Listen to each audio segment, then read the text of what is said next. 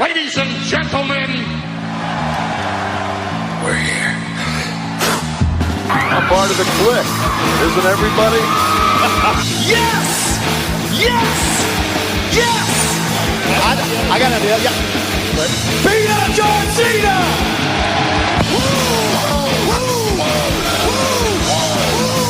Give me a hell yeah! Oh, a little bit of the bubbly. Too sweet!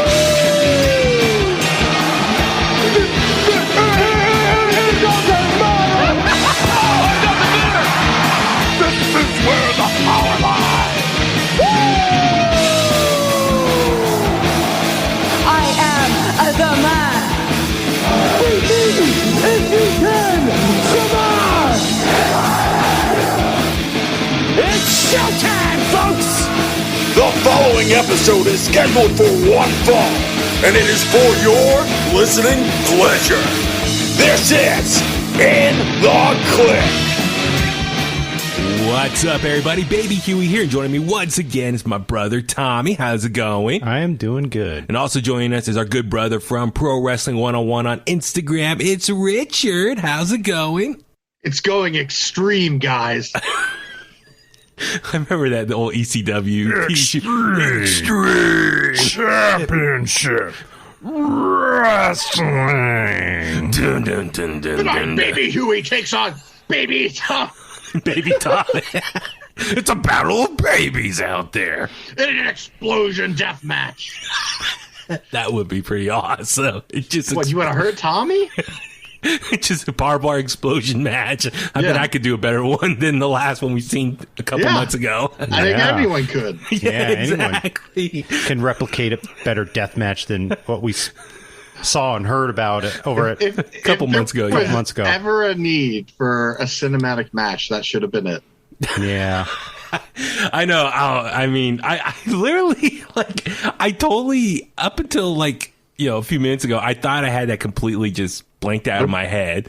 Now it's back in my head now. You talking about it, but we got some other news related to that. It will live in infamy. Yes, it would be. But Speaking of death matches, Danny. I was going to say, perfect segue. So we got a lot to talk about on this episode of In The Kliq. So much. We got some clickbait news. Of course, we'll talk some NXT and some SmackDown. But first things first, let's jump into the clickbait news. And Richard, you actually brought something to us that I saw a couple days ago, and I said, oh, that's awesome. But please tell the Kliqsters something that's very near and dear to your heart. Well, I'm a fan of hardcore wrestling. Mm-hmm. That doesn't mean deathmatch wrestling like we see on CZW. I like violence, but I don't like someone standing there letting them, use a pizza grater to cut someone's head open. But anyway, it was announced by the legend at Sushi Onita that on July 4th, Independence Day, at the Surumi Fruit and Vegetable Market in Yokohama City, FMW is returning for an extreme explosion with an explosion match. It is now known as FMWE, and the E stands for explosion. That's awesome. Wow. Yeah, because apparently it's going to be available somewhere to stream. They haven't said yet, but it's going to be available in English, Japanese, and Chinese. Oh my God. So yeah, for everyone wondering, FMW is Frontier Martial Arts Wrestling. Started back around 89 and then it went out in 2002. And now it's back. Onita was kind of poised to be the next great contender. He was going to be with Jumbo Tsuruta and the next big star with Muda, but he messed up his knee in All Japan. He was Giant Baba's young boy. Yeah, and I know. Since he messed up his knee, they didn't see any value in him anymore. So he went off and started this promotion piece. When, if you're a hardcore wrestler, you don't have to be the most athletic. Yeah. So he did something that he could control the level of aggression and strain on his body, which just meant that he was going to make his body explode. So, so he changed his style so he can still completely wrestle. Yeah. Wow. Yeah. That's Terry awesome. Funk did that into his 70s. Yeah. When he turned 50, he turned hardcore. Yeah. So is that the promotion that Funk and Mick Foley, a lot of these guys had their matches there in the 90s? Is that what the promotion was? Oh, yeah. Yeah, but a lot of people got their starts there. Daniel Bryan got his start there in 2000. Really? Yeah. There was a match or a pay-per-view. I can't remember the name of the pay-per-view, but there's a tag team match with Daniel Bryan's in. But ECW had a working relationship with them for a number of years. Okay. Yeah, I remember that. I just remember getting the magazines and seeing all these scarred up guys, and it just looked insane, Mm-hmm. So, I'm trying to think. Masato Tanaka from ECW. Okay. Mike Awesome. Oh, yeah, Mike Awesome. For me, this sounds like a great opportunity just because, listen, there's a lot of promotions existing right now.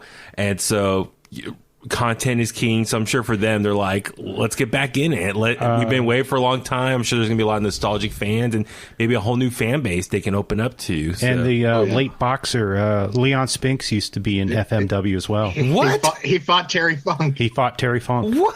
Yeah. He's fighting Terry Funk with his boxing gloves on. There's a great photo of Terry giving him a pile driver. You posted one of the photos I remember on Instagram. Yeah. Oh my God. It's true. Well, I'm excited for it. And I saw one thing online. I guess part of the inspiration for this comeback is, they saw the exploding barbed wire deathmatch AEW tried to do back in March. Which they let AEW use their footage for it. To explain yes, for the tease, because that was part of the build up for the video package. So, but we all know how that match with Moxley Kenny Omega played out, and just how underwhelming it was. Was the manager Victor Quinones? Was he in FMW? Yes, he was. Yeah, he managed Gladiator, Mike Awesome, right? And who were the Headhunters? The Headhunters. Was it the Headhunters? It was the Headhunters. I think so. That's the name. The twins. Yeah, I remember those two guys. Yeah. So I'm excited for it. Something fun to check out, and we'll see how it goes. I'm down to check it out, and just because I didn't see a lot of that stuff when it originally happened back in the 90s. And neither did I, but I remember going to Tower Records because I'm old. And those DVDs and VHSs were always like $10 more than WWE stuff. Yeah. Really? Oh, because import?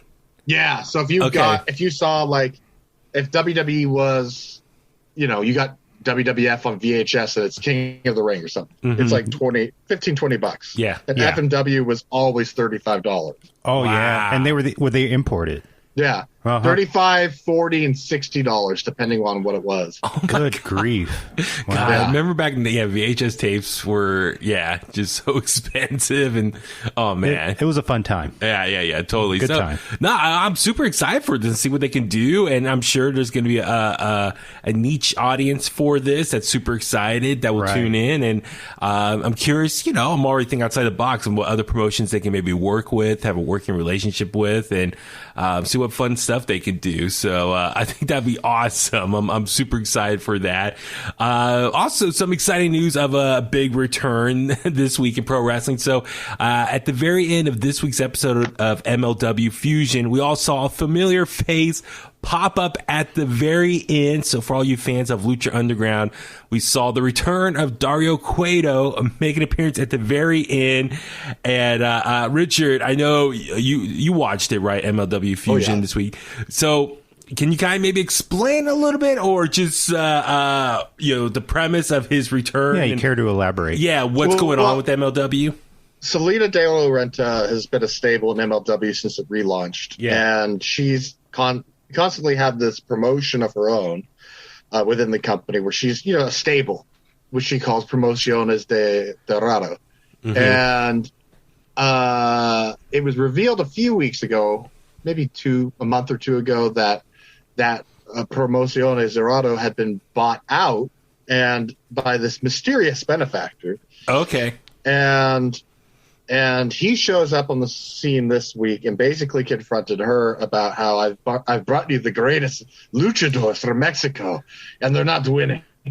And basically put it on her, the onus on her, because that's why Mil Muertes from Lucha Underground has been on MLW as Mil Muertes and not Ricky Banderas. So I'm curious as to how they're using these names, unless the copyrights just, that no one renewed them. Okay, so I'm fully disclosed. I mean, I'm a little behind on MLW. I got to catch up a little bit, but I seen, like on the press releases and social media, like Azteca Underground. Is that what is exactly is that? Is that a separate thing? They've been teasing that along with this whole Dario Cuerto tease. So that's kind of how I came to that hypothesis a couple weeks ago, a month ago. Okay, was that they kept teasing the Lucha Underground had certain sound effects during their show. Yeah, and they were doing that, and then this Azteca Underground thing would pop up, and it was just kind of like, well, what do we have here? So, it's interesting though, because there's a lot of the luchadors from that show are now in other places. Penta and Phoenix were stars of Lucha Underground, and Brian Cage, Ricochet, and John Morrison, and Taya, and Io Shirai, Kairi Sane. So all these these people that became bigger stars in the last couple years were in Lucha Underground. First, Karrion Kross, Jeff Cobb, big one. So it's kind of who's left. Mil Muertes is now there. I imagine Drago would fit in very well there. Okay. But it's I'm very interested to see, because if they're going to bring this giant lucha element to it, I would imagine AAA is going to be working with them a little more than they have been. Yeah, and we know MLW and AAA have worked together. I mean, they had those great shows they put on right before the pandemic started, and that's when the pandemic started, MLW was using as much of that footage for weeks until they ran out of matches to show. They spread out on a bunch of episodes of Fusion. I remember that. So that's exciting, and so I'm curious how this is going to play out. Like, are they going to have their own temple now, or a place they're going to have matches there, or specialty shows there? It's kind of exciting, and I saw online. So Dario Cueto, it looks like MLW filed a trademark for the name Cesar Duran. So I don't know if they can use Dario Cueto anymore. As you said, Richard, there might be some trademark issues. So he's being rebranded as a new name. I like the name because it suits him. It combines the names of two of my all-time favorite fighters, Caesar as in Julio Cesar Chavez, and Duran as Roberto Duran. So yeah, it fits. So I wonder, how's it going to present? It's like almost, I mean, this is me just guessing, Lucha Underground with its own thing, and then it's like an alternate timeline of it's Azteca Underground, and it's Dario Cueto, but now he's this guy's name, almost like on the Flash TV show, the doppelgangers, like different Earths. If they're bringing in Lucha Underground elements to the show, that means that there's no more rules. So in terms of what you can do storyline wise, because they killed people in Lucha Underground. Yeah. Oh yeah, exactly. So it's I'm excited, and I know combine it with the MLW roster and the crossover there, and then I saw MLW is gonna have an open draft soon, so maybe they're trying to sign some new talent as well. I mean, even last week we talked about potentially there's rumors of MLW and NXT working together. So, and Court's now talking about that on guesting on shows. He was on Busted Open this week and kind of, hey, we're open to it.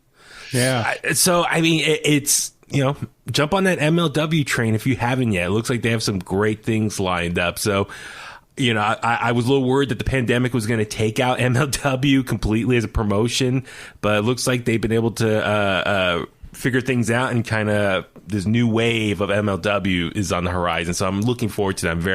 They've got it all sorted out. Yeah. And also, speaking of returns this week, so on Monday Night Raw, a lot's been going on over there, especially with the build up to WrestleMania Backlash next weekend.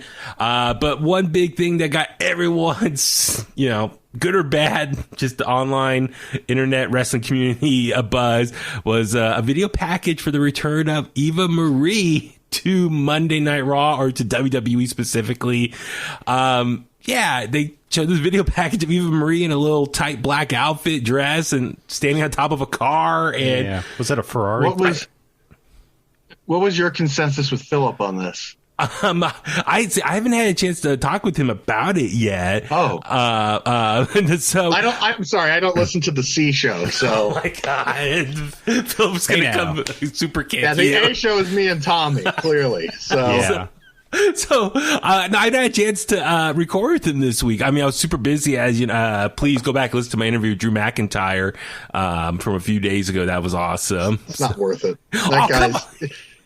He's your e-host now. Drew McIntyre. Drew McIntyre now follows him. Yeah, I can slide into his DMs now. Hey, listen, pal. Double J follows me, so choke on that, slapnuts. Oh my God.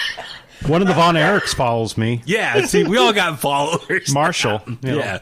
We're influencers, man. Just like Eva Marie is, like she said in her promo in this video package. What is your guys' feelings towards this? Personal, not like public opinion or anything. Like, honestly, I really don't care. Me, it's like, listen, real talk, sex sells. She's hot. Yeah. She's got a following. Guys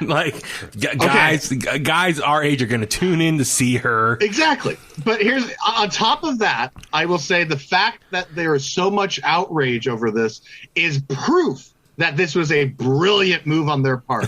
Yeah, that's right. The other thing, because if you're that mad, you just hired the hottest heel in wrestling. Exactly. If you're that upset about it, because she doesn't have to be good in the ring. She was never touted as being great in the ring. She has to be able to hold a match together and then be a sexy, confident, annoying bitch. Just like the Bella Twins. I mean, she could be a manager Francine. too. Yeah, she could be a man. We don't even know what she's doing and people are upset. So it's a great hire. Well, the thing is, a lot of people were complaining after the video package aired and be like, oh my God, you let go of the Iconics and Mickie James and all these other people a couple weeks ago and you bring back Eva Marie.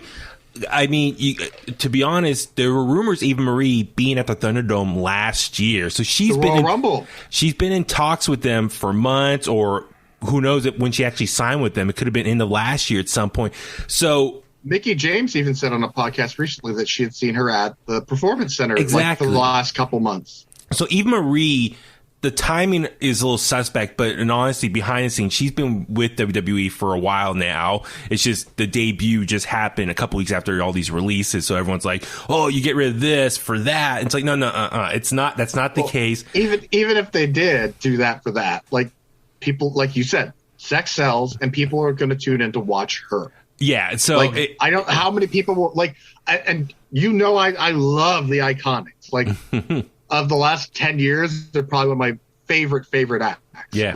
But at the same time, the reaction, the universal dislike and hate that she got hired is perfect. Yeah, and it is so perfect. If she can figure out, or the creative behind it can figure out how to hone in on that and use that to her advantage, she's going to be a draw, and she's going to be something very fun to watch and just see people's reaction. And who knows, once the crowds return, how the crowd in person, live attendance will react to that as well. But she's got a big following. She's done some movies. She's done a lot outside of WWE. So it's kind of like, The Miz is not everyone's favorite actor, but The Miz is a great interview for people like you on the radio. He's dependable. He doesn't swear a lot. And, there's Drew McIntyre's have been on podcasts. Like, I have to watch what I say sometimes because I'm prone to swearing. So I said, with Eva Marie, I mean, who knows? You would like to think maybe she's done some training or practicing in recent time to maybe improve on her craft. Because,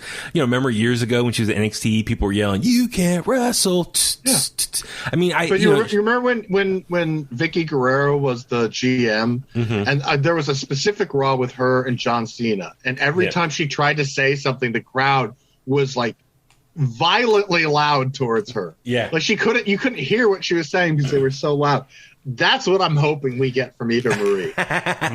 Yeah, like I said, I she's been with the company for a minute now. There's been rumors she's been signed with them or doing stuff with them behind the scenes for a while now. So she's a ratings boost, but she's gonna be on Total Divas now too. And that's the other thing too. I'm glad you brought that up. Is who knows? Maybe they brought her back because they want to bring her back on Total Divas, and this is a good crossover, like a good story for Total Divas is like her return to WWE after being gone for so long. So, and then, you know, if she can bring attention to Total Divas, maybe help their ratings or whatever, and then you get that average fan or maybe the female audience who watch that. She's going to make a lot of money this year. The crossover back to WWE and the home base. So, you know, I'm trying to focus on all the positive aspects of this. I mean, obviously, there's only positives. People are going to be mad, but they're not going to turn off the channel. Oh, yeah, of course not. When she's on, the haters are going to watch it closely. Oh, yeah. And they'll get the ratings out of it. Yeah. So, yeah, no, I'm all for it. I mean, I don't know if it's going to be red because she had the purple hair now, so maybe that's what she's going to focus on is the purple. I don't think people are focusing on the hair. No, yeah, of course not. No. But something else that people were focused on this week was the season 3 premiere of Dark Side of the Ring on Vice TV. We watched it the other day, and wow, what a way to kick off season 3 about Brian Pillman. Richard, just kind of your initial maybe overall thoughts about it, and we'll kind of break down maybe some of the aspects of the show that stood out, or this episode that stood out. But yeah, what'd you think of the show overall, this episode? I liked it a lot. I liked that they were able to get his kids involved to talk on camera. I loved what was the aunt's name? Linda, the sister. Linda. His Linda sister was awesome. Like everyone knows a Linda. She was great. She has a Pro Wrestling Tees Now shirt. She was the MVP. I did feel very sad, or I felt a sadness towards Melanie. Yeah. That Kim Woods guy's a character, and fuck Dave Meltzer. I found it very interesting how 1 minute he's saying, "Oh, I knew Brian very well. Like I knew him probably more than most people did, and I didn't know what was going on." And then you get Kim Woods saying, like, "Yeah, we smartened up Dave at one point," and it's just like he just got through telling everyone that he didn't know what was going on, and it's like. Even when they're telling the story, it's very interesting. So, like, okay, you know, we all grew up during that period when Brian Pillman was doing the loose cannon character. Yeah. And, you know, I was young, like I was watching it, but I didn't fully understand what was going on, especially behind the scenes. I was just too young to know. But I remember Brian Pillman when he was flying Brian in WCW. Yeah, of course. We all saw that and the Hollywood Blondes and, you know, that transformation from that to the loose cannon to the ECW stuff. But I didn't understand fully what was going on. Like I was just too young. I was watching it, but I didn't really process. It didn't register. I was 10. Yeah, so he was going from like WCW to ECW to WWE. I was like, wait, what's going on here? He's just bouncing around. I didn't fully understand that. So it was just a really interesting concept to see a man come up with a character, this loose cannon, where he did what he wanted, whenever he wanted, did whatever he wanted to other people. Ultimately, he was working everyone as a way to generate a lot of buzz for himself, to ultimately raise his value, therefore to get the biggest contract from whatever promotion. Is that the easiest way to explain what he was doing? I thought that was one thing that slightly bothered me, and it's probably true the way they explained it. But I think if you also look at the narrative this way, is you know, they said that Vince McMahon hired damaged goods. Vince knew that he was getting damaged goods, but he was getting the hype, like he is with Eva Marie that we just spoke about. But to me, like Vince has hired people before with drug or alcohol issues and put them through rehab before they even got it. Like William Regal, he wrote about it in his book that he got hired, and the first thing they did was send him to rehab. They knew that he was a worthwhile talent to have, but they didn't want someone that was going to be an issue. Yeah, so I thought it was kind of there was a line in the show that I thought was just kind of gross, to the point of like Kim Woods, who I thought was very entertaining. Don't get me wrong, and I don't know the guy, so I'm not judging him. But he said, "What do you do with a prostitute? You fuck them." And it's just like, so Vince took a guy who knows that he's got kids because Jim Ross is his Brian Pillman's friend as well, hires him knowing that he's just been in this horrible wreck, and they keep him under contract even though he can't perform. And I'm just kind of like, that's a pretty good solid by Vince, if you ask me. And yeah. to Instead, sign they kind of painted that picture that like, oh, we were just screwing them, and it's like, I think there's a little more than just that. Yeah, it was really interesting. Like I said, I didn't know the full backstory, what was going behind the scenes, especially in his personal life. And that's one thing I really kind of enjoyed is like you're learning about him and what made him function in his personal life. So really like humanize him and like understand why was he doing what he's doing. Obviously, he's trying to support his family and all his kids and like stepkids, and it just the pressure to perform. And it was really amazing to see that this was his personality, but just amplified. And just really, you see a lot of these wrestlers, especially back in the day, how their gimmick is their personality times 10. They just amplify it. And so how a lot of these guys really become that character in the ring and then outside in their personal life. So it's just really fascinating to me when you watch Dark Side of the Ring, a lot of these guys and just how the wrestling business overtakes their whole life and how it affects people around them. And I mean, that's one thing I love about Dark Side of the Ring is you really learn just who these people are. But yeah, I mean, the really learning about his family, that was very sad and tough, and just the after effects of his death, how the family, the kids were, as what the one daughter said, they like the silver platter and then not have that anymore. Yeah, and there was some more on that I think that they could have touched on, because they wound up doing or getting some money out of WWE, or WWE gave them some money. Not that they were suing or anything, but they gave them money, and then they did. I remember in the late 99, 2000, 2001, they were doing these Brian Pillman tribute shows. Yeah, I remember. And like, I guess all the money went to Melanie. Yeah. No, so, I'm glad you brought that up, because there's like two things I wish they would have touched on. Maybe they just didn't have time. Yeah, was after he died, they would have those Brian Pillman shows. And I remember Brian Pillman Jr., I think, said, his mom took all the money and they didn't really see it. The kids didn't really see anything from it. And I just remember that because I remember getting wrestling magazines and being really confused as to why I'm looking at a photo of WWF and WCW and ECW wrestlers in the same photo. You know what I mean? Yeah, it was like these special charity shows that were the money was to raise for the family. Yeah, so they didn't really talk about that. And the other thing too was his relationship with the Hart Foundation. Yeah. They talked that he trained up there with Stu Hart, which was great. At the dungeon. Well, I think that there's a little bit of a falling out with Brett in the Dark Side of the Ring guys, because Brett didn't necessarily like what happened with his episode. Yeah, because he hasn't been on since. And he's really the only guy left to tell that part of the story. Yeah, especially because I was shocked with the Owen Hart episode last season that Brett wasn't there. I was like, where is he? And then I think when I talked to Evan last year, I think he mentioned something like, I got to double check. Maybe he said in other interviews too, but a little bit of falling out. Yeah.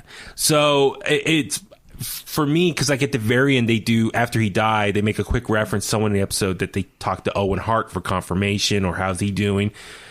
And they say that, like Owen Hart, but it's like you don't really learn much of their like a strong friendship, or they didn't talk much about the whole Hart Foundation, him in that faction.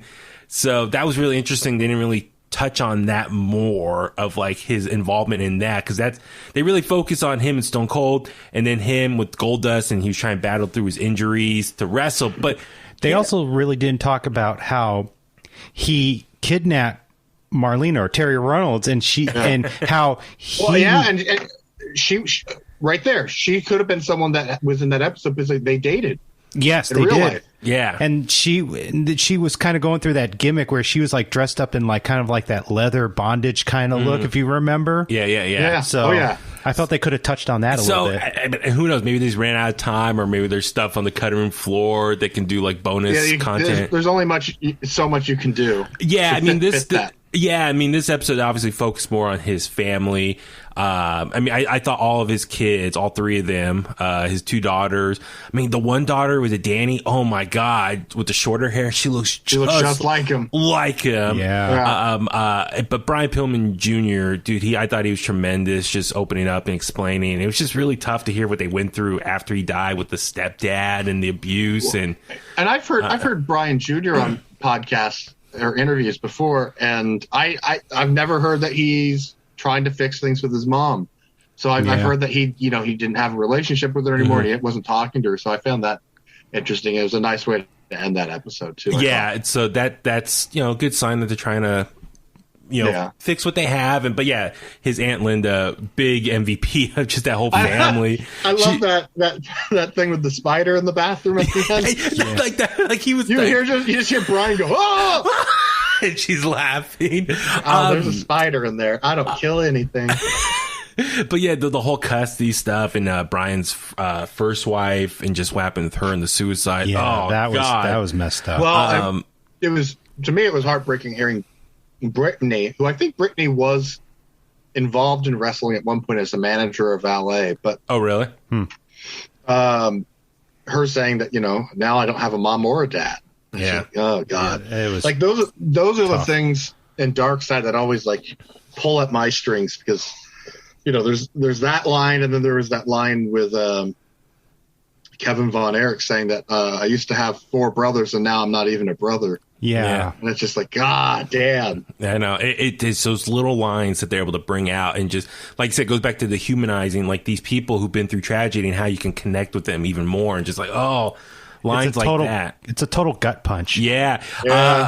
A couple of things I want to talk about real quick with the episode was like, Stone Cold, I thought it was great that Stone Cold found the old weight belt and gave it to Brian Pillman Jr. And Brian Pillman Jr. is like, I need to start wrestling. This was my sign. And the old necklace that Pillman gave him. Oh, that out. He still wears that. It has that. That's so cool. And it was really interesting.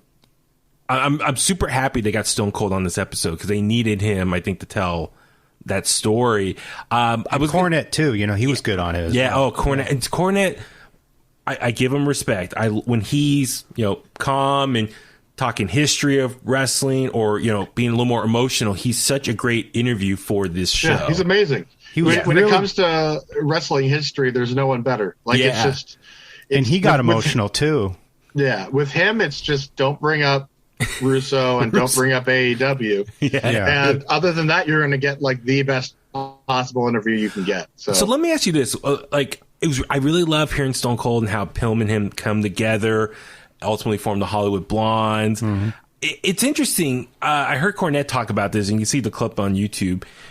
Someone asked, where does the Hollywood Blondes rank amongst the all-time great tag teams? He says they shouldn't be that high. They weren't around that long as a tag team. Yeah, and they were broke up way too soon. It's really interesting. You would think in more recent years, more people are fans now of the Hollywood Blondes. I think so. Yeah, I think so. I find that really interesting because I feel like back in the day, I remember of them, but I don't they were quick. My memory of Pillman is in I think I probably saw some WCW stuff as a kid that early, but I found that stuff when the network was a thing or YouTube. Yeah. So I'm just saying it's really interesting. I think in recent years, I feel like more people are coming out of the woodwork saying, I'm a fan of the Hollywood Blondes. It's really? Where was this? People do that. They like to, take credit for one of the other big one is the Dangerous Alliance. And it's but it's I don't know why people can't just say, I found this recently, and it's the coolest thing I've ever seen. Yeah. Also, Pillman's there's nothing greatest, wrong with that. Yeah. And they talked. I think they briefly talked about it, but I think Pillman's one of his greatest rivalries was Jushin Thunder Liger. Yeah. That Nitro episode. But it was funny. I mean, not funny, but as far as the car accident, the whole face reconstruction, the plates, the ankle reattaching. Why did they show that clip and they censored Bobby Heenan saying, get the fuck off? That clip is not hard to find. Yeah. Well, what's funny, I laughed when Cornette said people thought he was getting plastic surgery to look like Shawn Michaels. Yeah, I had never heard. That's the one thing from the episode I had outside the family stuff. I had never heard that. Yeah. That and was then they had stuff on video of it. And I'm like, what the hell is this? And then let me ask you this, Richard. What did you think about the whole Pillman got a gun incident? Love it. Yeah, I loved it too. Whatever. It's wrestling. They love to tell you it's fake, but then when you have a gun all of a sudden, it's oh no, you can't do that. That's too real. And I remember watching that when it happened live. And I love Stone Cold to this day, still stands by that segment as far as the realism. A guy in a kiddie pool. Yeah. I remember that. I totally remember that. But he said, when people are changing the channel, it's channel surfing, and you come across that segment, you're going to stay watching that. I mean, just the realism there. So, I give Pillman credit. as far as the Attitude Era, he was one of the early, people of, who created the Attitude Era as far as the realism. I think you got to go. You go Goldust. You go Steve Austin. You go Brian Pillman at the beginning of it to launch it, and then you get DX and the other stuff. Yeah, and now just like kind of looking, what if is. At the very end, they said, if he would have stayed alive, he could have easily been one of the greats of like up there with Stone Cold, Shawn Michaels, The Rock. I think that's a bit of a pipe dream because with the ankle, I think he could have been really good. Yeah. Still, but I don't think he would have been one of the greats because of the ankle. Yeah, because it's unfortunate with the ankle injury, he couldn't perform in the ring like he used to. He could brawl and do some other stuff, but. I think he would have had a good place still. I mean, he looked good still, even with the ankle, and he could talk. He was a great talker. And he could talk his ass off, and that's all you need. So, I will say this: had he live on, I think he would have had a great. I think he would have been one of the first contenders for Austin's WWE title, right around that Attitude Era. Oh, absolutely. I mean, it makes you what if, because if Pillman would stay alive, if Shawn didn't get injured, Pillman would have been the guy. If Brett didn't leave WCW, would Brett have left, knowing that he still got the staple in WWF? There's a lot of questions like that. The what ifs. I mean, that's the great thing about wrestling as far as discussions is like the what if factor. But there's a lot of what ifs with Brett leaving. If he never left, he could have took on Kurt Angle and I hate to be morbid, but would Owen die? Yeah, absolutely. Owen would have been one of those guys. Would Bulldog have injured his back in WCW? Yeah, it's like there's all these chain reaction things, and I'm not putting blame on anyone. Don't get me wrong, but kind of that specific point in time changes wrestling in a lot of ways. I find it very, very interesting that one part of the cog is taken out, and it's like, ugh. I know, and then like I said, that's the thing with this show. It's just you think about all the what ifs, but like Brian Pillman, I wonder if he could have changed his style a little bit, or like Austin, or could he just at least if he adopted Austin's style, I think he would have done well. Or but also it just sounds like he got through this accident and tried to rush back into the ring too soon. If he would have taken 6-9 more or a year off just to fully heal, he could have maybe and come back in better shape or not be wrestling in pain. Then maybe he could have been able to wrestle and not be addicted to the pain pills and stuff. I mean, just all these, like you said, what ifs. I mean, it's just one of the great tragedies in pro wrestling. But I'm glad on a high note they ended this episode very much like the Von Erichs as far as the next generation trying to carry on the name. Let me ask you two something, because I'll give him credit for part of it. But do you think, from your point of view, a non-biased point of view, how much of Dave Meltzer was he talking out of his ass in that? Trying to make it sound bigger or cooler than... As far as he was in the know the whole time, Pillman was constantly talking to him and giving him all the info. Yeah. I believe part of that. I just don't believe... because at one point he's saying he doesn't believe it, but then he's like, but he was giving me all the information. It's just like, so I mean, he was kind of flip flopping. Well, no, it's tough to interpret because it's like Meltzer sounded like he made it sound like Pillman was always in contact with him and telling him of all his plans. Like they were on a daily phone call. Which I'm curious how they would have done that, because obviously we're so used to texts and quick messages and DMs and phone call. I wonder how did they were a pay phone or dial calling each other each night. You have to accept the call, and then you have to pay for the call back then. Yeah. So I'm kind of curious about that. I mean, obviously, Meltzer, he's going to say what he says from his standpoint. I'm fine with him being in it. To me, it's just there was too much of him. Right. I mean, and then of course we just mentioned other names. What do you think about this Bischoff?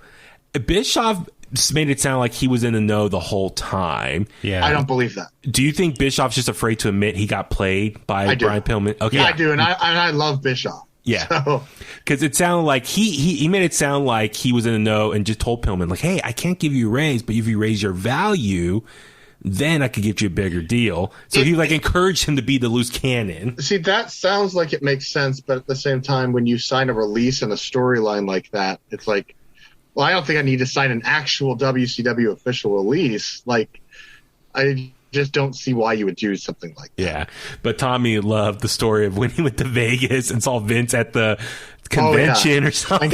And they took a photo together. That was hilarious. So, like, I'm trying to understand that he just went to this convention Vince was at, and he's trying to get signed. And Meltzer's there, and Meltzer just so happens to be there given with the press a press pass.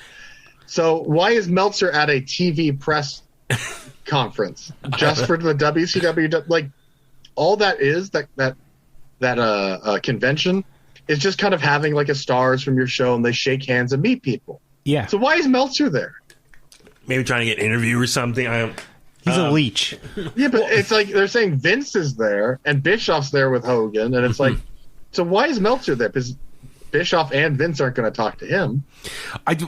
So what I was trying to get at is, so was Pillman just going there just to meet Vince in person, introduce himself, and try to work to get a contract? Yeah, Is that ultimately what it was? So. Okay. I think he wanted to stir up some attention because, like, that's the whole thing, is to stir up attention. You have every media outlet there, Fox, CBS, NBC. And it's like, if you make a scene or a splash, then like everyone's taking notes. There was a crazy wrestler on the floor of the blah blah blah convention.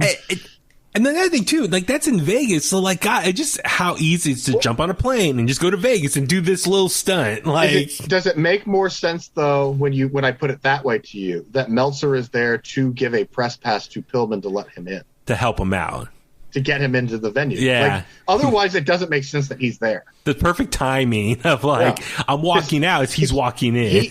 I can assume he can get a press thing to get in. Yeah. But it's like, why he would be there doesn't make sense to me. So he was working like, I'm gonna help. I'll sign up and get you in. I think if he was actually there, he went there to give Brian the pass. Okay. Like, I don't think he was in the venue to do any real journalism. And I could see Brian saying, I'll give you the money to fly out. Like, this can be our secret. We should, see if Meltzer wants to, record with us. Well, you can do that. Okay, you can do that. Okay, you give me all the questions you want me to ask him, and then I'll do it. Okay, ask him why he blocked me on Twitter. He blocked you on Twitter? Oh yeah, that's why Richard's mad. No. I called him out for lying about the New Japan show at the Cow Palace. Right, I remember you told me that. Oh, really? He was saying that it was a sold out show. There wasn't a single seat available. And I told him how I was there. The third bowl was empty. And then within seconds, I got blocked. Oh, the one from a few years ago. Yes. Yeah. Oh, yeah. That was nowhere near sold out. Nowhere near sold out. I remember. He didn't like that I changed his narrative. Oh, my God. Yeah. I did not know that. I did not know that. And I was respectful about it. Yeah. Oh, my God. I wasn't being like a, hey, idiot. It was like, no, I was actually there. It was not sold out. Yeah. And where's Kenny there to confirm? We need Kenny to jump on. Oh, there was dozens of people there to confirm it. Yeah. We were there. Yeah, so. we were there too. It was overall very fun episode. Obviously, just the entertainment value, and I really like. I think some people they're doing Nick Gage this week, right? Yeah, and then the Korean Collision in Korea. Yeah, let me see. Yeah, Collision in Korea. Yeah. So I'm looking forward to it, man. There's so much. I definitely remember watching that on pay-per-view, the Collision in Korea event. Yeah. It used to be on YouTube until a few months ago. Yeah, I don't know where it is now. Yeah. I wonder who owns that right now, because it's either New Japan or WWE. Oh, that's right, 'cause it was a joint show at the time, WCW and New Japan. Oh, wow. Yeah. Man, but no, we'll keep watching. Seeing the advertisements. If you guys are down, watch it every week and talk about it. I love the show, love the episodes, and I just love what they do. And I know it's called Dark Side of the Ring, but they really try to focus on these events in pro wrestling and just how it's affected people. And so some of them, then they try to have a positive message at the end. So, look forward to the next one. So, yeah. All right, let's move on over to NXT this week. We'll go through some of the highlights here. Richard, we were talking off the air before we hit record, and Tommy, you too. We were all in agreement. NXT's really been on fire lately. Yes. I think post WrestleMania, post Takeover, yes, moved to Tuesday nights, whatever you want to call it. It's things have been really good. I mean, really good, and a lot of new faces. Yeah. Yes. It's what I was telling you guys earlier was I just love how NXT, they can just inject all these different, storylines and weave them all together. I think it's more a credit to NXT having really good people behind the scenes. Yes. That is very true. That knows what they're doing. Writers, producers, agents, bookers. There's just the creative personnel. I mean, Triple H, Steve Corino, Shawn Michaels, Jeremy Borash, Road Dog, Brian Abyss. Kendrick. Yeah. It's just Scotty Duhati. It's for some reason that random selection of people is just creative as hell. Well, I mean, it's a younger group compared to what we know from behind the scenes at Raw and SmackDown. It's definitely a fresh take on things. It's a different era that they grew up in that's running this show. And it seems like they have their finger on the pulse of, what works right now and kind of taking the best elements maybe from back in the day and what's been working the last 10, 15 years in pro wrestling and other promotions and applying it all. But I just love that, you can have a men's match, then a women's match, and then the men's match, women's match. Like they can alternate. Women's tag team match. It's like everything feels different. And it's all competitive. There's, as you said, Richard, off the air, you said like there's comedy, but then there's the hard hitting stuff. There's the tag stuff. There's the cruiserweight stuff. Someone giving a promo. Yeah, the backstage promo, an interview, in-ring promo. Legend. A legend that's used for an actual legit storyline, and it makes sense. And I mean, it's just the way, like I say, everything's weaving together. It's flowing nicely. I'm all for it. So, another fun episode here. We'll still go through some of the highlights here. The opening match, though, Falls Count Anywhere between Swerve Scott and Leon Ruff. I enjoyed the athleticism here between both these guys, but I was a tad disappointed. Mm-hmm. Really? Yes. Go on. As far as, it's a Falls Count Anywhere match, but they stay predominantly in the ring or on the outside. The only time they actually go away from the ring and like outside of the main room, they go into the locker room area. The locker room area was during the picture-in-picture and during that commercial break. And then within that 3-minute window, they're back out in the main area again on the ramp. So, and you also dwelled on how he brought out Swerve Scott brought out a toolbox, and it's now suddenly a no DQ type match, Well, that's the thing. It's like, it's Falls Count Anywhere, so I get it. It's more or less the same rules as a no DQ. Like, anything can happen. The only thing that's different is you can actually hit someone or do something outside the ring and actually go for a pin right there. Right. They didn't do a lot of pinfalls outside the ring as well. Did not. So, like, the whole concept of Falls Count Anywhere, it didn't really come into effect. So, I guess the last great Falls Count Anywhere, one was, Ciampa and Gargano right before the pandemic. Remember, they were at the Performance Center. Yes. It was that special episode at the Performance Center. Yeah. They went all over, breaking windows and glass and going all over the place, falling all down. That was like an amazing Falls Count Anywhere match. This one, like I said, it was still great. I mean, Tommy, you and I were loving how Ruff did that crucifix slam off the top rope. The crucifix bomb. Yeah, the crucifix bomb. Yeah. Great spot. I love that. And I had to rewind that, even though I knew I was getting a replay. I was like, what the hell was that? And then, when Swerve, flipped over Leon Ruff on the outside and slammed him to the ground. I mean, there was a lot of great spots in this match and the athleticism. But I just said, as far as, did it really need to be a Falls Count Anywhere? Or it was kind of watered down. I thought it was a good opening match. I think it caught people's attention. And that's the thing. And maybe they toned it down because of the main event was a street fight. And it more or less was kind of like the same rules, except there were no Falls Count Anywhere. You know what I mean? Yeah. So maybe they held back because of the main event.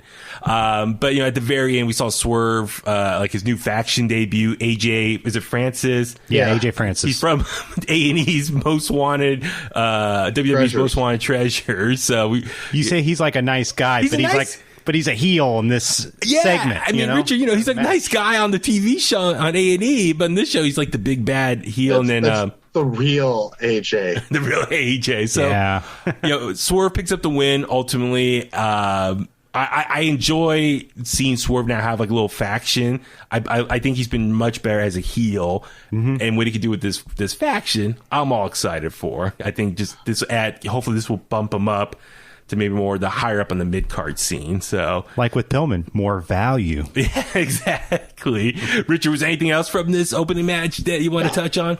Okay. That's good. Okay. Another thing, of course. You know what I want to talk about. You know what I want to talk about. Well, no, I have two guesses. I have two.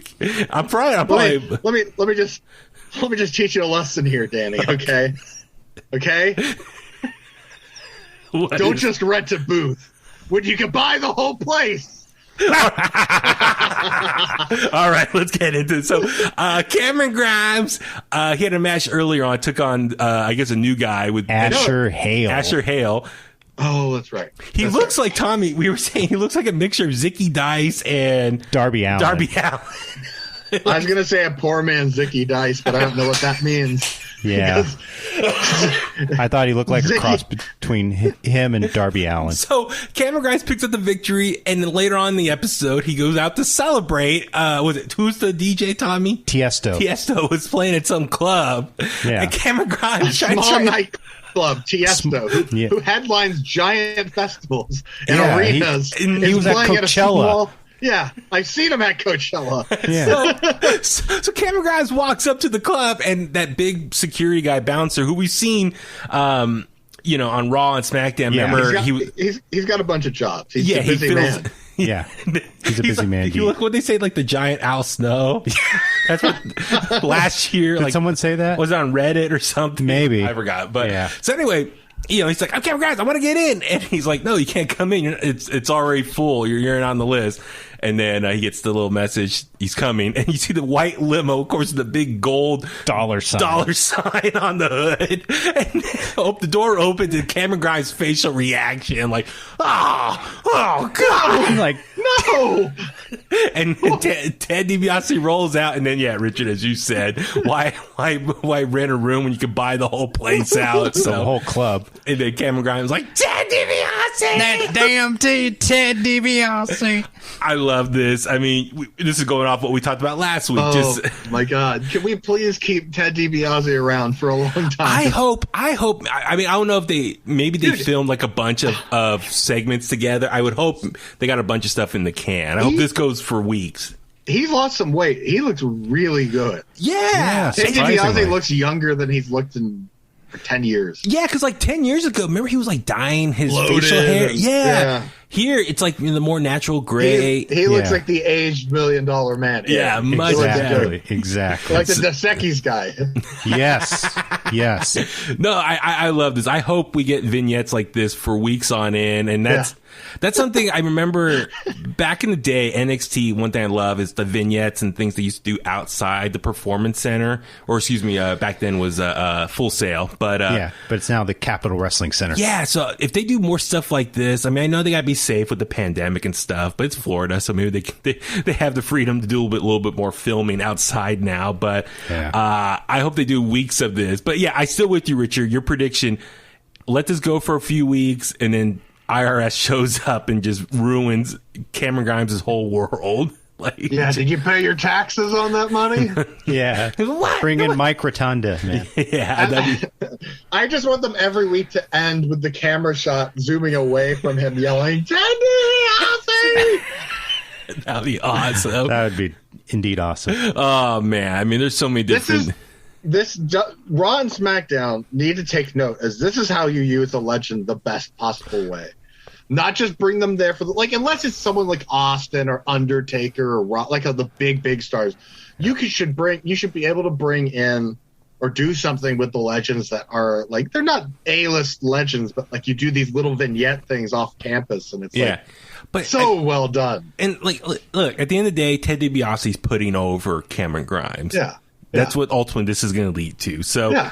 I'm with you. If you're going to bring legends in, help them be part of a storyline that helps get the younger talent over. How good would it be for IRS to come and take his money, and then when he's all upset and going to the parking lot, Repo Man is taking his car away? Oh. Just a whole layer. Bring in Barry Darso. Yeah.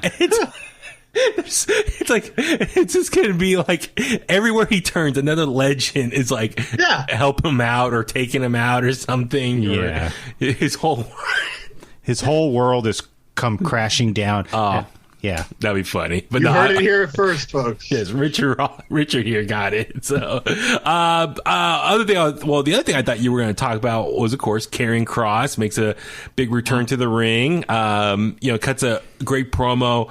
I loved it as far as following up what he talked about last time was like, hey, he's down to wrestle anyone on the roster who wants to challenge him. 4K. That's 4K. Yeah.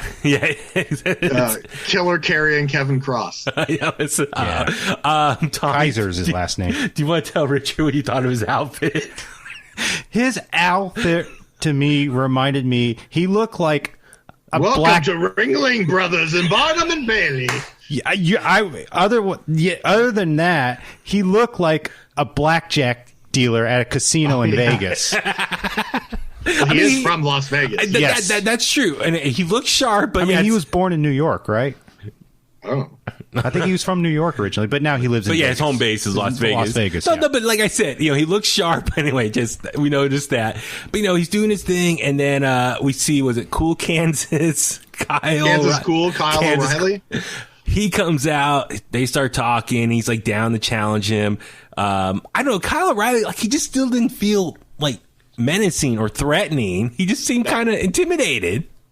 No. He's like, hey, I've been having some big matches lately. Why don't we try to have a big match? I was like, come on, man. Where's this badass guy from an Undisputed Era? I don't know. Karrion Kross is going to destroy him if they wrestle each other. He was a little bit goofy, I thought. Yeah. Totally goofy. And then Richard's second favorite wrestler on NXT, Pete Dunne, comes out. And he just says, I'm the baddest man on NXT. But then before he really could say anything, Finn Balor comes back, out, makes his big return, and says, they have he goes down the list. I beat you. I beat you. I beat you. I beat you twice. I beat you. And then he just slugs Carrion. I just slugs him. I enjoyed that. And then it just turned into a brawl between the four of them. So a fatal four-way. And then the Way come out. And then, that's the thing. Then the Way comes out. Austin Theory and Johnny Gargano attack him. We already know. I'm so looking forward to Austin Theory getting dumped on his head this week. So that's the thing. What'd you think earlier in the night? So Johnny and Austin go confront Regal, and Scarlett's in there, and then Austin's like, "Oh my god." This is the best work Johnny Gargano's ever done. But I'm Austin Theory, loving this. Yeah. Oh my god, they're giant. Oh my god! And it's, your fingernails. And she's looks at him, and then Regal tells him, "Yeah, you're gonna have a match with Kross next week for Austin Theory." And then Kross, in his promo before everyone else came out, said, "Yeah, he can't wait to kick his ass." But Austin Theory, man, God, who would have thought his character work is so entertaining, his comedic timing. He's really stepped up. Yeah, I could imagine him and Matt Riddle in a room together with RVD or something. Whoa, dude, bro, whoa, but, no way. They just need to recreate that scene from Dude, Where's My Car? Oh yeah, but dude, Johnny smashed Karrion in the face with the North American title, and they stood over him. So. Yeah. Could this be foreshadowing maybe Johnny wants some across as well? Or I just all this dump cross him on his head too. He's gonna dump it on his stupid head. I mean, it's interesting. And Johnny's going to have that no sell look on his face. But then we see Johnny and Austin leave and, leave the other half of the way by themselves for the main event.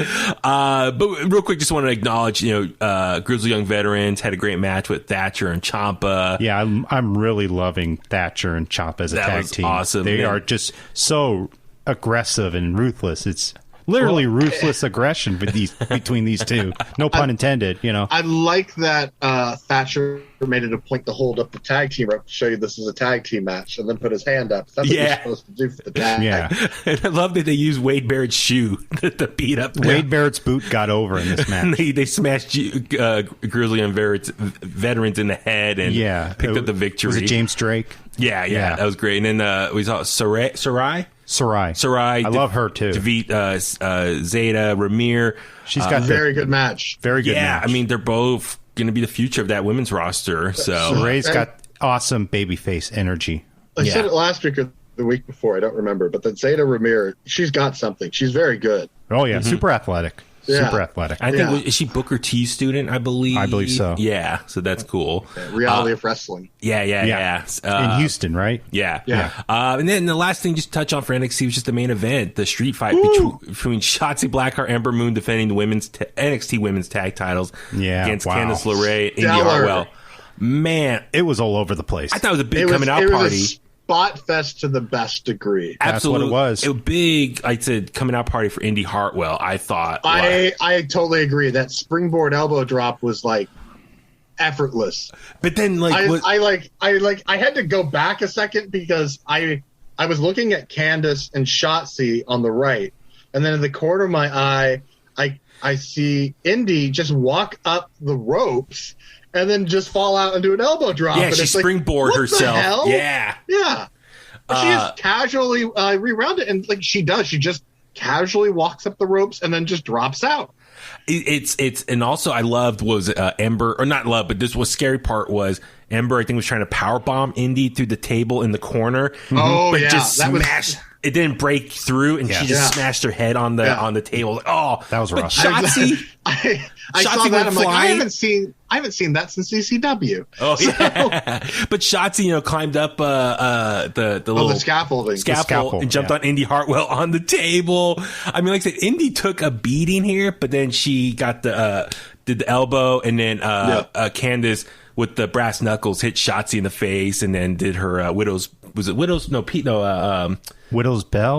on the table, or excuse me, on the chair, and they got the win. They're the new tag champions. So I want wrestling to scale back on these stupid names.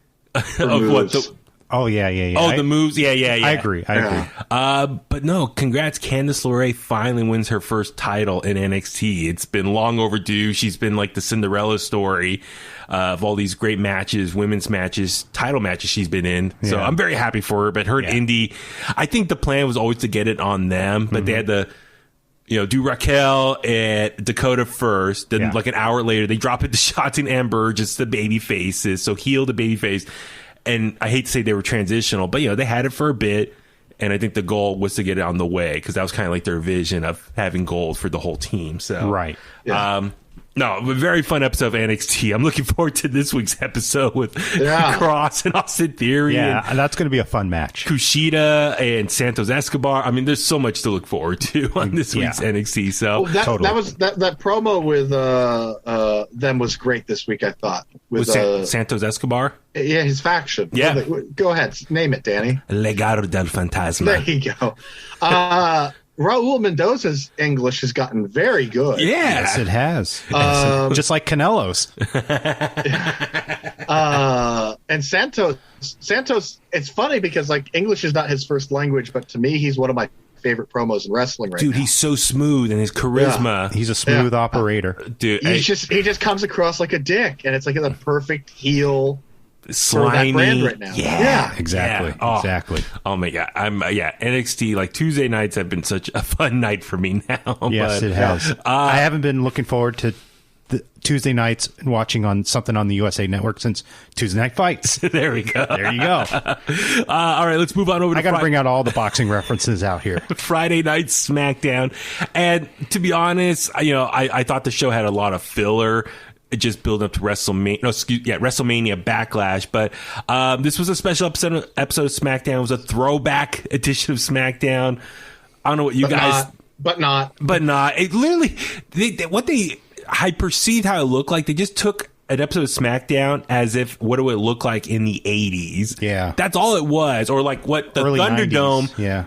What would the Thunderdome look like if it was happening in the 80s? They just changed the logo and everything to 80s theme. Right. And I thought when they say retro or throwback, it was going to be a resemblance of like late 90s, early 2000s SmackDown. And they just show clips of old highlights, but that was it. And the refs wore the blue That shirts. was cool. I thought that was cool. That was a nice touch. Yeah. But so I was a little disappointed in that aspect. I mean, it was still fun. Don't get me wrong. I mean, was it the commercials, the ice cream bars, and then what's the workout thing? Ico Pro. Oh, Ico Pro, yeah. And with the late great Lord Alfred Hayes is a promotional consideration paid for by the following. Yeah, that's great. So, I mean, like I said, I enjoyed those parts of it. But Rich, you brought up a good point, like using legends for a purpose. So this episode just had Teddy Long. He was there just to be GM for the night, so that was cool. I think it's only cool the way WWE has been doing it on Raw and SmackDown is if you're in attendance. You know, you get to see them in person, but like if you're watching on TV, it's not as fun to watch. Yeah. I mean, I like it. I mean, they always seem to do something with the Boogeyman that's funny or something, and he's not So really overdone. like a legend that you're looking forward to seeing. So. Right. You know, it'd be fun if you had Elias in the ring and out comes the Honky Tonk Man and they do a little something together. You know, it doesn't. Not everything has to turn into the legend turning on the current guy. So Yeah. Exactly. I think that they just need to figure out how do we do this and make it fun. Oh, absolutely. Like, I think that personally, maybe make a month of something. You know, like Raw, SmackDown have Appearances scheduled out. Appearances. Yeah, and you don't know who's coming and when. And you just kind of have more creative liberty that way because it always feels fun when they get it right. Interesting. Okay. I'm trying. Yeah. I mean, that could totally be like make it like a big scheduled out event, like for over the, like, I don't know, it could be Legends Month or something. Yeah, that's what I'm saying. Like, yeah, there's months dedicated to other things. So it's like for WWE, why can't they do that? Legends Month. That's a good call. You should be creative, Richard, already for that one. You know someone. I know. We'll try. But no, so the main thing with this show was the continuing saga between Roman Reigns and his family and Cesaro. So, so Roman Reigns comes out. I like this opening segment, how he just pretty much said, I did what I said. I beat Daniel Bryan. I sent his ass home. I'm now the head of the table, and I got someone else to fall in line. And he brings out Jimmy Uso. So finally, Jimmy Uso is back on TV. But Richard, you're making that face. What? I just think that's a missed opportunity to bring him back that way. As far as just announcing it? Well, they're teasing that he's not 100% behind this, but you know that's bullshit. Considering, like, his brother... like was not behind this either, and then like the family pressure put him behind this. So it's like, so Jimmy's going to be the more mature one, or is Jimmy doing this to throw Cesaro off when Jimmy screws him at Backlash? Yeah, so that's the thing. So yeah, Jimmy comes out and they hug, they celebrate, and then later on he tells Roman, I'm no one's bitch. Like, I'm not going to necessarily fall in line to you. I know what you did. And so there was some long storytelling there. It's like, you know, later on in the show they reference stuff at Hell in the Cell and how Roman beat him up and put him in the guillotine. So I like that, you know, they're connecting the dots from all this long form storytelling. But yeah, I just don't want to be copy and paste what Roman did to Jay early on when he returned as a heel. They're going to do the same thing with Jimmy. It's like, we saw that already. Yeah. Like, do something different. You know, I like that maybe Jimmy is a little hesitant to fall in line and acknowledge him. And he's trying to talk to his brother and be like, dude, I'm back. You and I, let's do our thing as a tag team. Let's win the gold. And Jay's like thinking, well, let's win the gold and be part of Roman's thing. We have all the titles together. We all have titles. So, you know, it's that hesitation. Okay, that drama, okay, I can get behind. And then later on the night, you know, in the last segment when Jimmy was still unsure, he didn't want to fall in line necessarily, and he walked out of the ring, was showing, you know, just, you know, second guessing himself. And Jay went to consult his brother. Roman's by himself. Then Cesaro comes out and just starts beating the crap out of out of Roman.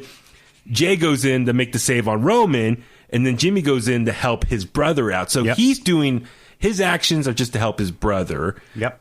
He is not sure yet what he wants to do with Roman. So I don't know. Like, I'm curious how they're going to do this. Well, here, look. If he doesn't join up with them, they're not going to put Jimmy Uso in a program with Roman Reigns since he's been off for a year. Yes. They don't want to embarrass Jimmy if you know he's not 100% in the ring. Yeah. So it makes more sense that he's acting like there's a chance that he's not with this, but realistically he's going to be. It's going to be a swerve because Paul Heyman's involved with it. Exactly. Yeah, so I think they're making you care about Jimmy before they make you unhappy with Jimmy. Yeah. Yes. No, I mean, it'd be cool. Like, the whole family, you know, has the tag titles and the Universal title, like all three of them posing with gold. Yeah. That's going to look awesome. Mm-hmm. To me, I think it would have been a little bit better had they held off. They get to Backlash.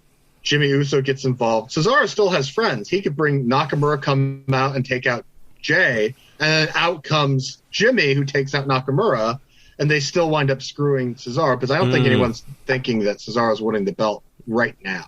Yeah, I think he's going to win it this year. I just don't think he's winning it right now. Yeah, I miss a good big return on a pay-per-view. Yeah, like a run out. Yeah. It's also interesting though, like, okay, so early Teddy Long said Cesaro face Seth Rollins, and if Cesaro wins, he gets the match with Roman at WrestleMania Backlash for the title. And I like how Seth Rollins like, what about me? What do I get? So he's like pissed off. But, Jimmy and Jay get involved and ultimately cost Seth the match. Cesaro wins. He's going to fight Roman at Backlash. And then it was interesting seeing Seth Rollins and Roman in a room together talking, and they're both at different places in their career now than last time they were in a room together, like their characters.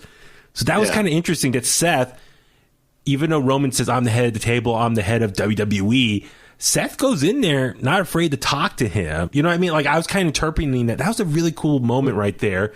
Yeah. Could Seth and Roman maybe get into it down the road? Like maybe when he's done with Cesaro, says Seth Rollins could be the next opponent for Roman.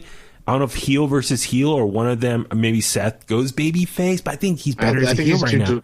I think he's too deranged right now to. Yeah. I think it's just kind of testing the waters and seeing how the internet acts. Yeah. That too. But I do like what we're seeing here. Like Roman as the mob boss.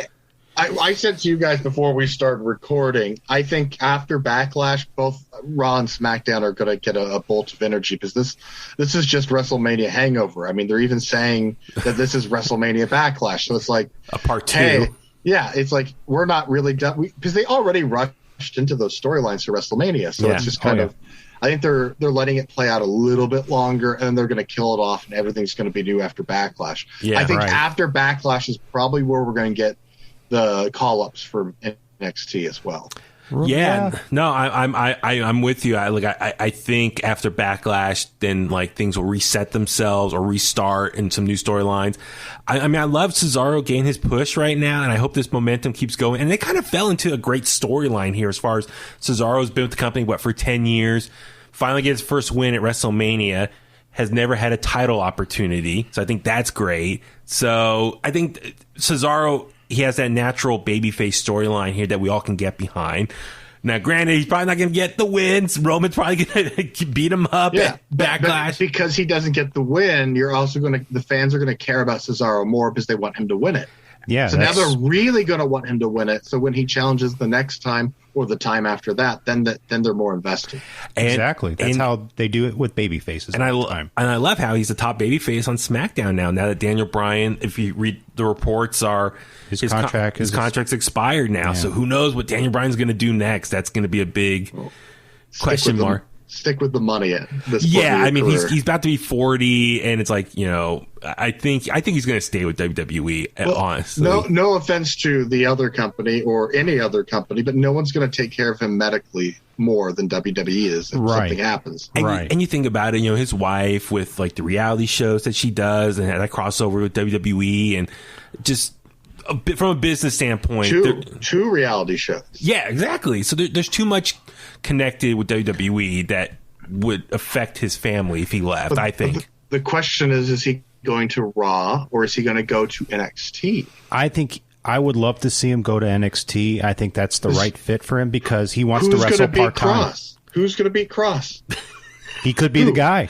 Which one of those three jabronis that were out there this week is going to beat Killer Cross? Come on. Yeah, I know. Daniel Bryan would be perfect for NXT. And this is fantasy booking on my part. Have him with Walter. Oh, yeah. I mean, NXT, there's so many matchups there that Daniel Bryan can have fun with on a part-time schedule. Yeah. I mean, God, like, Cross can destroy all three of those guys and then, be like, no one can beat me. And then imagine, like... Adam Cole and Daniel Bryan. Kyle O'Reilly, Daniel Bryan. Finn Balor. Walter. Cross. Yeah, I mean... Yeah, sign me up. Dude, Tuesday nights will explode. And we know Daniel Bryan is a ratings. Santos Escobar and Daniel Bryan. Oh, my God. All that. Dude, all that. Dude. All that and a bag of potato chips. Timothy Thatcher and Daniel Bryan. Oh, my God. Ciampa, Gargano. I mean, dude. Think of the possibilities. If you have one match a month, that could take you through the rest of the year, your next WrestleMania. And then he can come back at Royal Rumble. I don't know. I mean, dude, yeah, there's so much fun we can have with that. So we shall wait and see. But yeah, no, SmackDown, the Roman storyline, I love Jimmy getting involved now. I just hope that, like I said, they don't copy and paste the Jay stuff, because that would be just too boring or too vanilla, like from last year. Do a separate thing and how you get him in the fold with the family and fall in line. So looking forward to that. So all right, let's go ahead and start wrapping things up. Richard, where can the Kliqsters find you online? I already know what he's gonna say. Here we go again. You can find me on Instagram at Pro Wrestling 101, and on Twitter you can send your hate tweets to @BabyHuey83. He will relay those messages to me. Thank you. I appreciate that. Yeah, follow me on Twitter. Drew McIntyre. Follow me on Instagram and Twitter at Drew McIntyre WWE. Please. D McIntyre WWE. Yeah, D's nuts. McIntyre at WWE. Please follow me there. Tommy, how about you? Well, you can find me on Twitter. You could follow me on Twitter and Instagram at IronFist1982. Tommy had the best tweet last night. Canelo greater than Kenny Omega as the belt collector. He had a better tweet. Tell him, Tommy, the one that you sent me. Oh, about Botchamania. What? Well, I jokingly said about Botchamania. He sent me a text. He sent me a text, and I told him you need to make that a tweet. Are you sure? I was like confirming. Are you sure Botchamania is back up? Because I don't have to go to like X videos or Pornhub to find their content or whatever. Were they really up there? No, they're No, but he's saying that he doesn't want them to have to go to one of those websites to be able free to watch porn it. websites. Gotcha. Okay. Because it's happened before. I've heard. I've heard. And I'm Baby Huey. Follow me on Facebook at Baby Huey Official, Twitter and Instagram, as Richard has already said, at Baby Huey83. Yeah. Hey, send your hate tweets to at Baby Huey83 and use the hashtag In The Kliq. There we go. And if you want to follow In The Kliq on social media, just at In The Kliq as well. InTheKliq@gmail.com. Don't send your hate mail there. Send your hate tweets to at Baby Huey83 at Baby Huey83 on Twitter and Instagram. Subscribe to us on your favorite podcast platform. Get the merch, all that good stuff. We'll be back with a brand new episode next week. And on that note, let's go home. And that's the bottom line, because Huey said so.